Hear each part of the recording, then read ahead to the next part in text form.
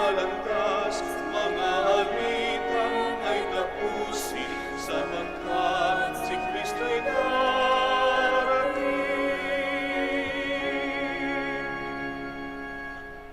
In the name of the Father, and the Son, and the Holy Spirit. Amen. The grace of our Lord Jesus Christ, and the love of God, and the communion of the Holy Spirit be with you all. And with your spirit. Good morning to all of you, and welcome to the Minor Basilica of Our Lady of the Rosary of Manaoag. Welcome din po sa mga nakikisa sa amin, sa patuloy na nakikisa sa amin through live stream dito po sa misang ito.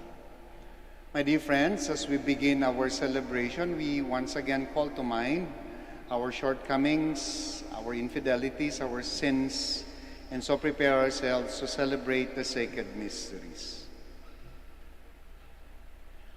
I confess To Almighty God, and to you, my brothers and sisters, that I have greatly sinned in my thoughts and in my words, in what I have done and in what I have failed to do, through my fault, through my most grievous fault.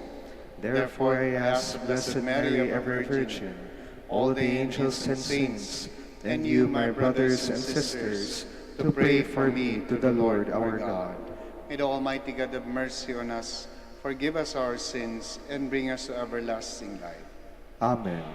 Lord have mercy. Lord have mercy. Christ have mercy. Christ have mercy. Lord have mercy. Lord have mercy.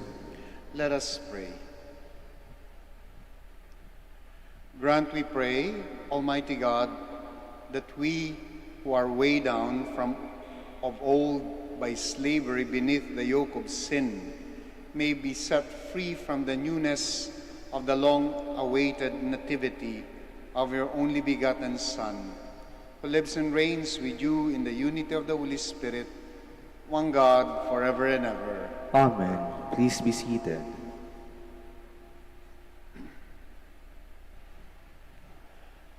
A reading from the book of the prophet Jeremiah.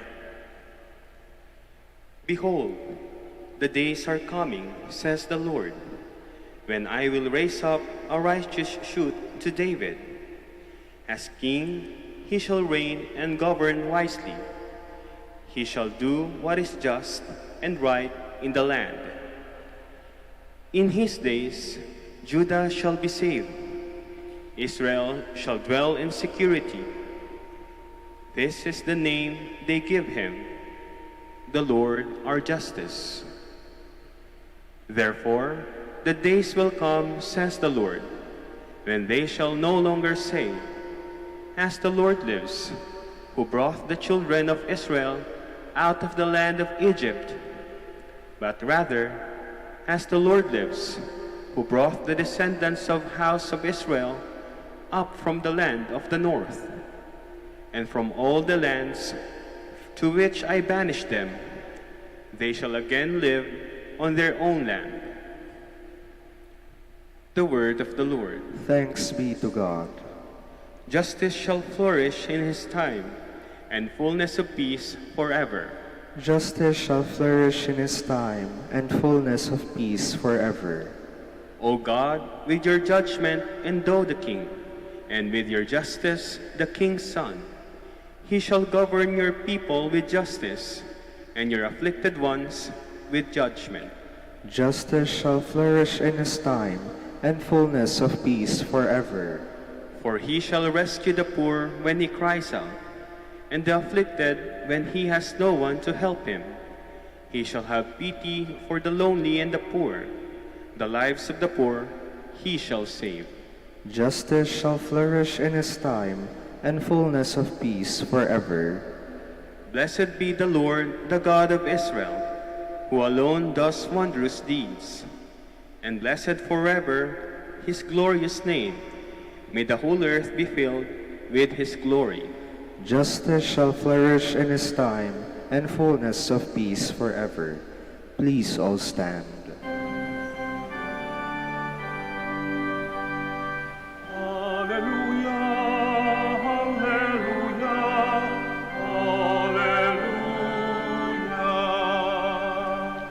O leader of the house of Israel, giver of the law to Moses on Sinai, come to rescue us with your mighty power.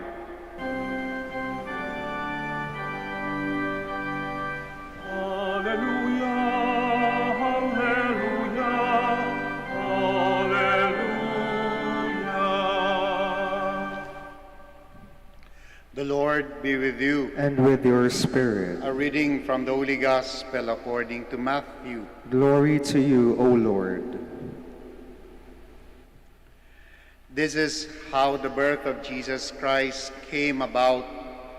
When his mother Mary was betrothed to Joseph, but before they lived together, she was found with child through the Holy Spirit. Joseph, her husband, since he was a righteous man, yet unwilling to expose her to shame, decided to divorce her quietly. Such was his intention when, behold, the angel of the Lord appeared to him in a dream and said, Joseph, son of David, do not be afraid to take Mary your wife into your home, for it is through the Holy Spirit that this child has been conceived in her. She will bear a son, and you are to name him Jesus, because he will save his people from their sins. All this took place to fulfill what the Lord had said through the prophet. Behold, the virgin shall be with child and bear a son, and they shall name him Emmanuel, which means God is with us. When Joseph awoke, he did as the angel of the Lord had commanded him, and took his wife into his home. He had no relations with her until she bore a son, and he named him Jesus. My dear friends, the Gospel of the Lord. Praise to you, Lord Jesus Christ. Please be seated. I once applied as a researcher to work with somebody who, with a professor that is not in conformity with what I am teaching. And he knows that. Kaya nung nag-apply po ako sa kanya to work as a researcher, sabi niya sa akin, are you sure?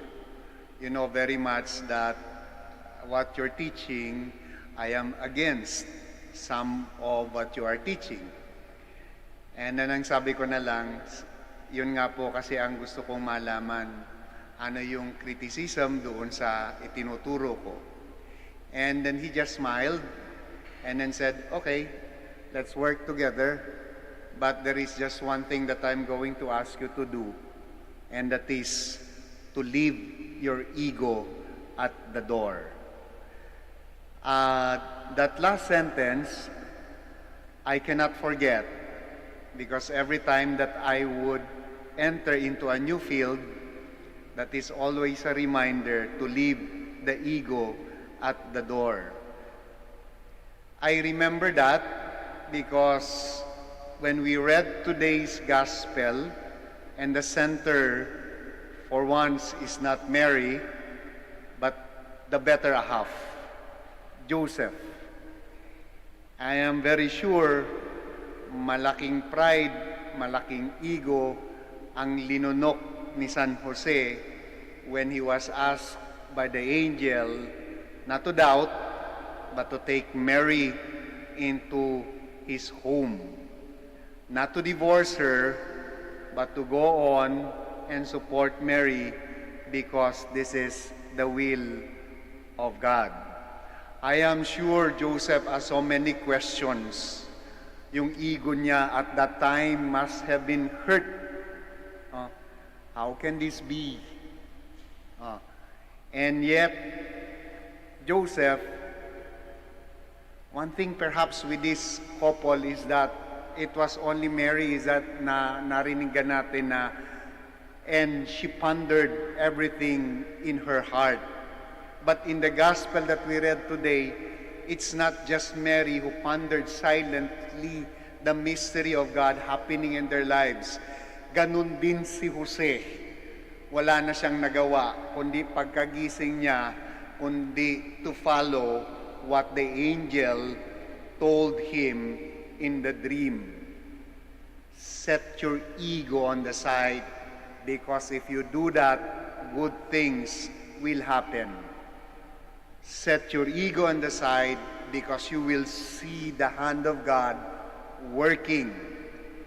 Just imagine if the pride of Joseph ang namayani doon sa pagkakataon na yon. And rightly so. And rightly so. But Joseph relented. He allowed the grace of God to play out the mystery that is about to come. He must have thought, hindi ko alam, hindi ko sigurado kung ano itong mangyayari, pero sige, let us see what is in the offing. Let us see your handiwork working. I will keep my silence and I will support. And that must have been at the back of Joseph.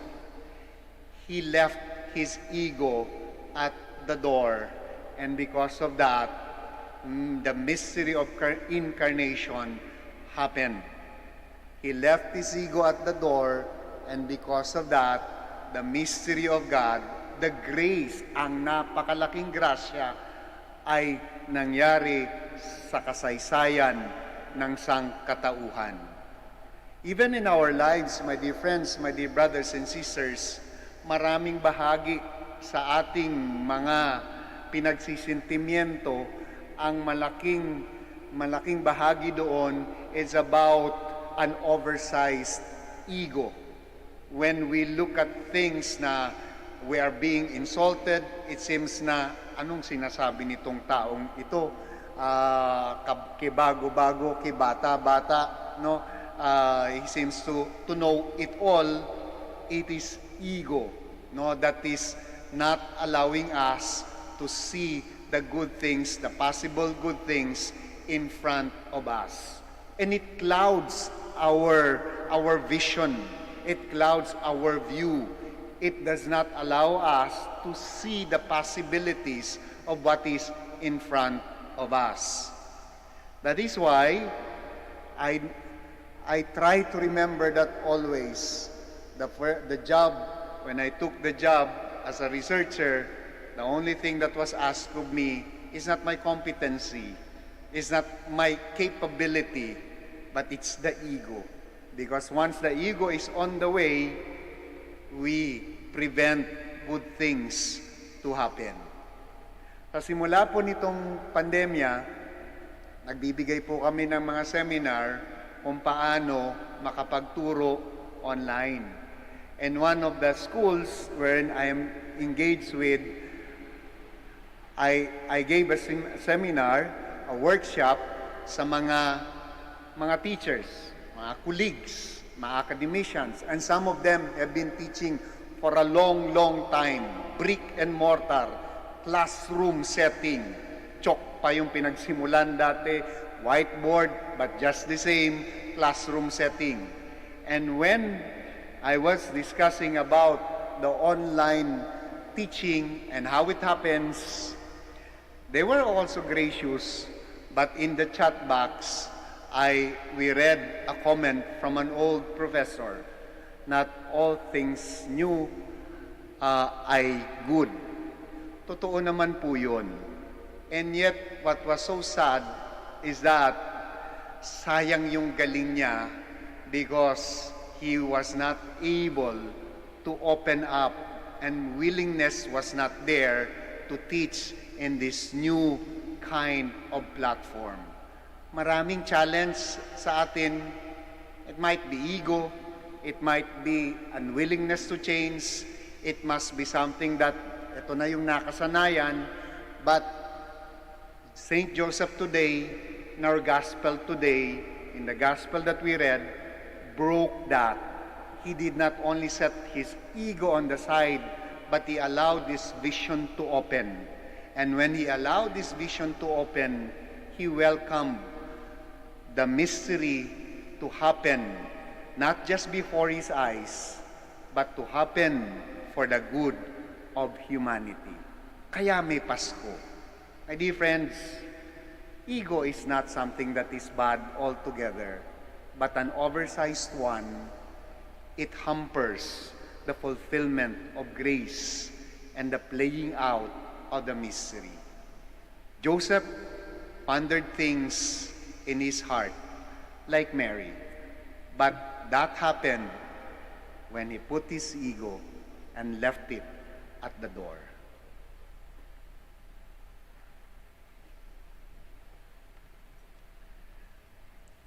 Please all stand.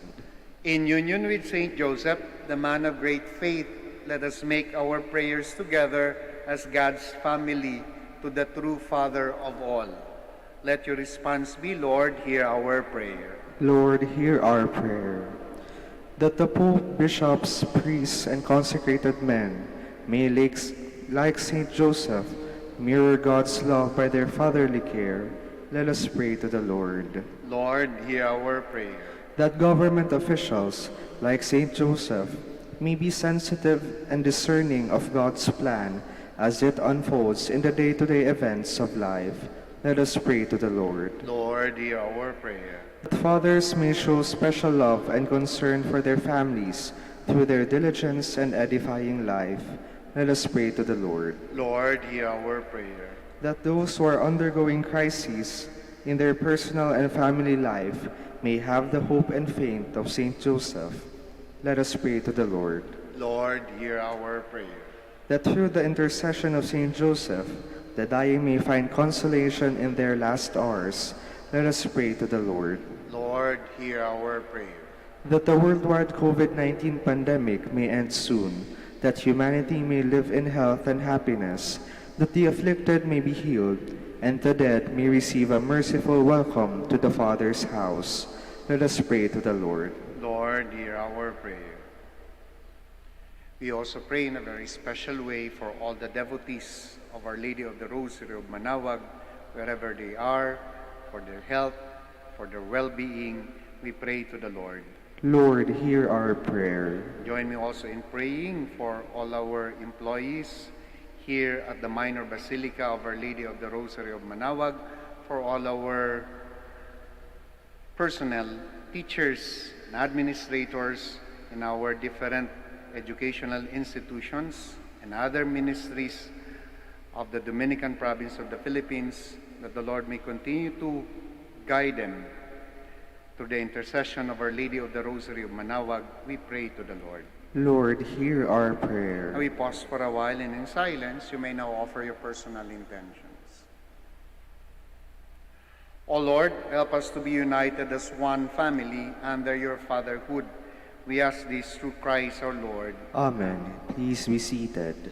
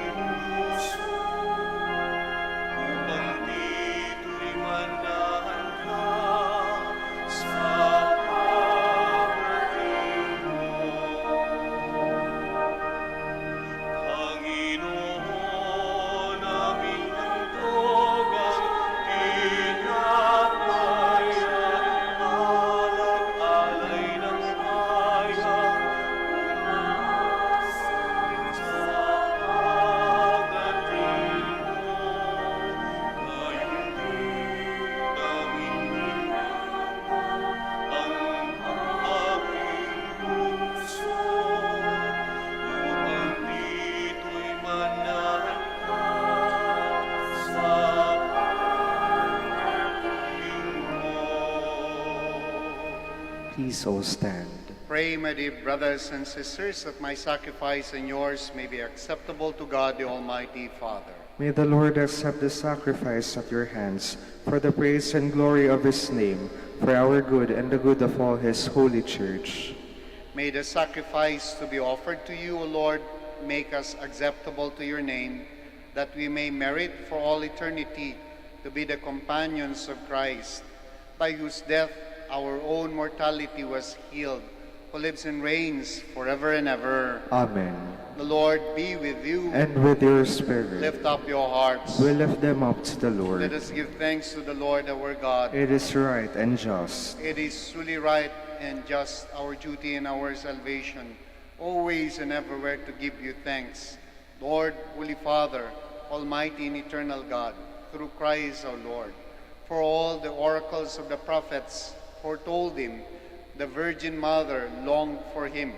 With love beyond all telling, John the Baptist sang of his coming and proclaimed his presence when he came.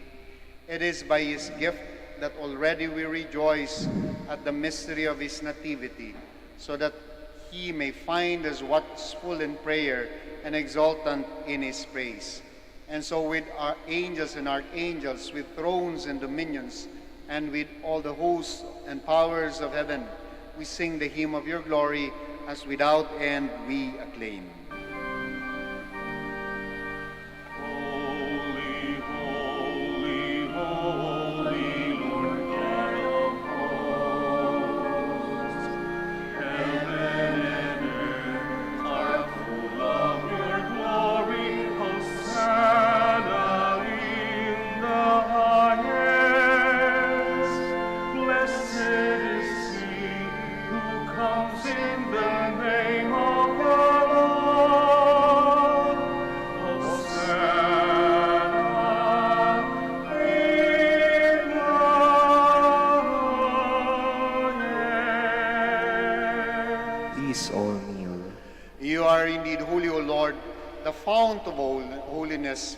Make holy therefore these gifts, we pray, by sending down your Spirit upon them like the dewfall, so that they may become for us the body and blood of our Lord Jesus Christ. At the time he was betrayed and entered willingly into his passion, he took bread and giving thanks, broke it and gave it to his disciples, saying, "Take these, all of you, and eat of it, for this is my body, which will be given up for you."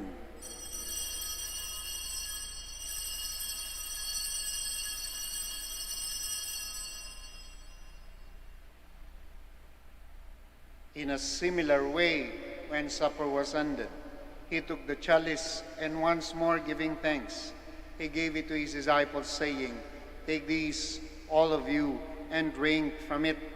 For this is a chalice of my blood, the blood of the new and eternal covenant, which will be poured out for you and for many, for the forgiveness of sins.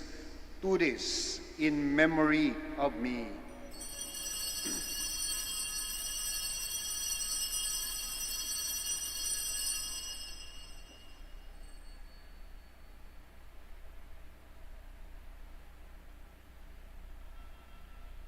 The mystery of faith.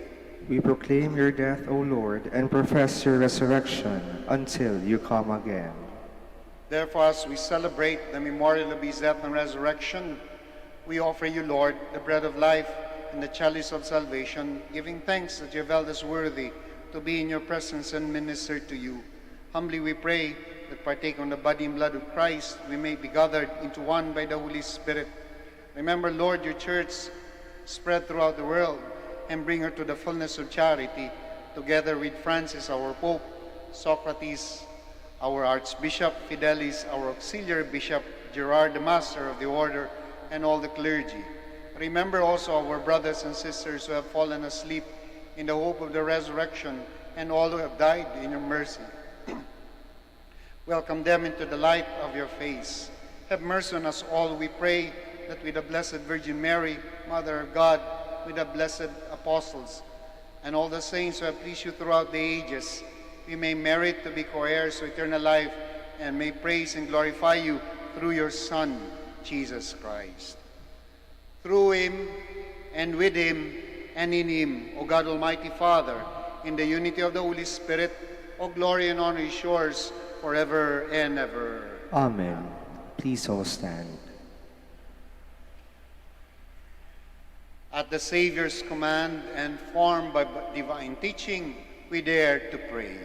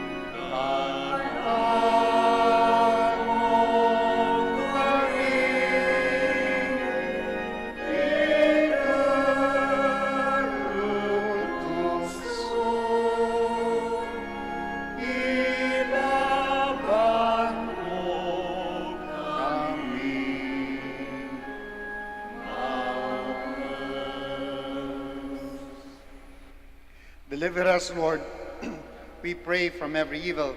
Graciously grant peace in our days, that by the help of your mercy we may be always free from sin and safe from all distress, as we await the blessed hope and the coming of our Savior, Jesus Christ. For the kingdom, the power, and the glory are yours, now and forever. Lord Jesus Christ, who said to the apostles, "Peace I leave you, my peace I give you," look not on our sins, but on the faith of your church, and graciously grant her peace and unity in accordance with your will, who live and reign forever and ever. Amen. The peace of the Lord be with you always. And with your spirit. We offer to one another the sign of Christ's peace. Peace be with you.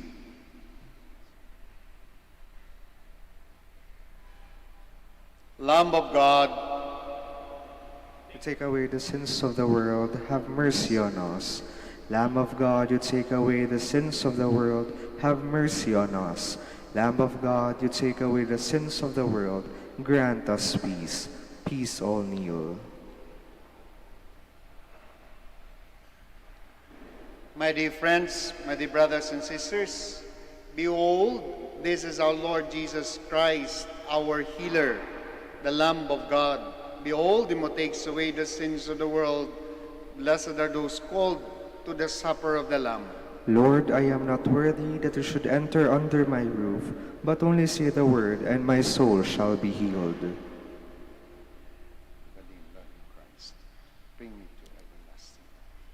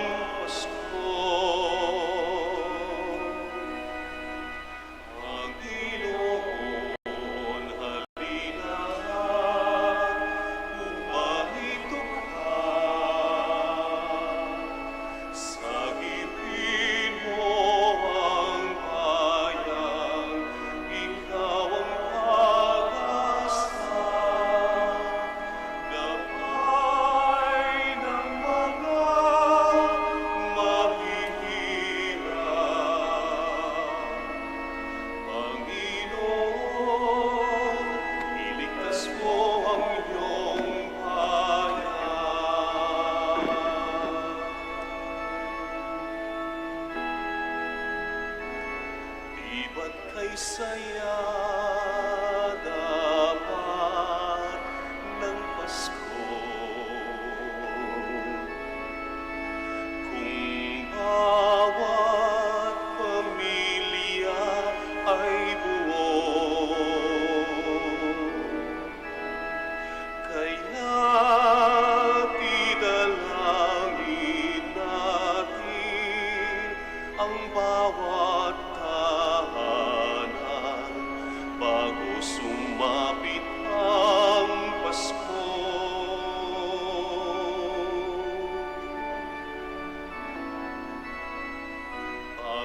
Panginoon, halina, humarito ka.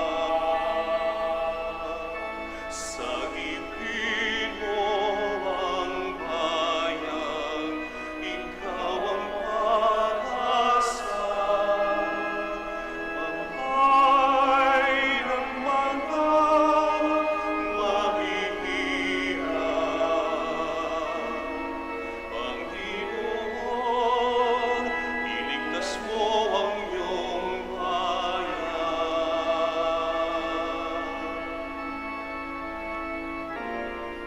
Panginoon, halina, humarito ka.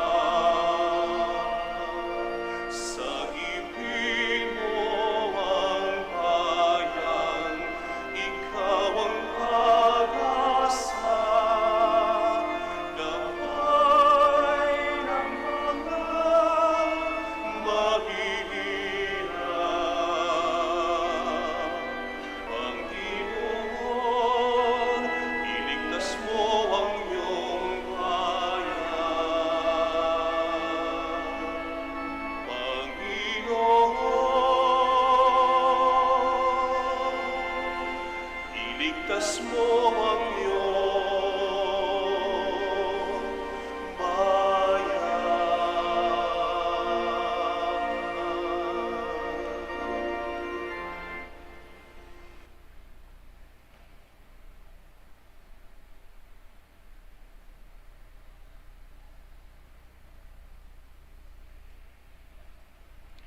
Please all stand. Let us pray.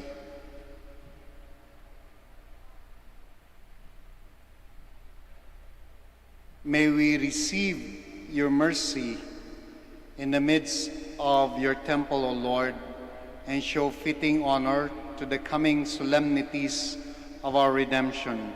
Through Christ our Lord. Amen.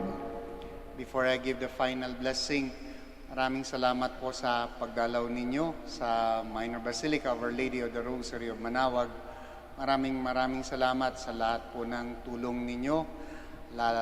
Kahit na alam po namin na kayo rin ay nahihirapan, and yet you continue to be generous. And for that, we are very, very grateful.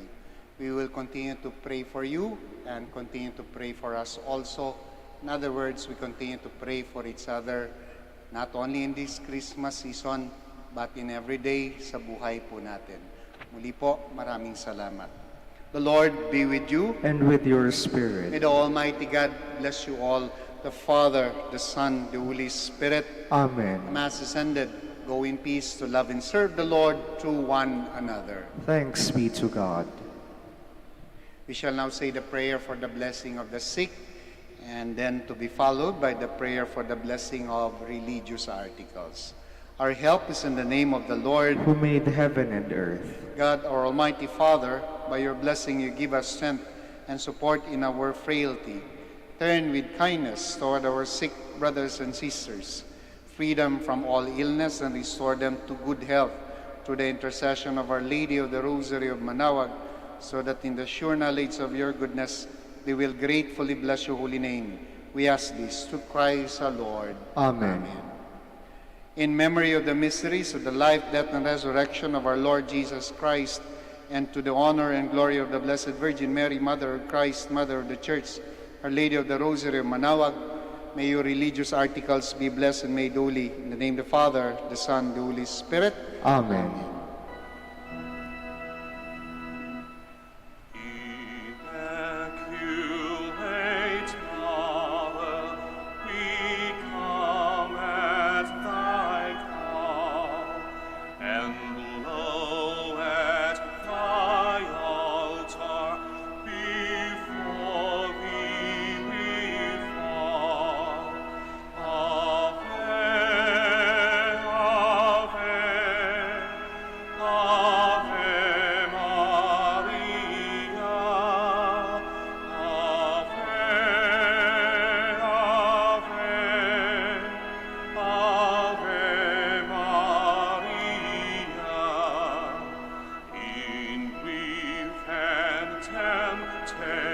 in joy and in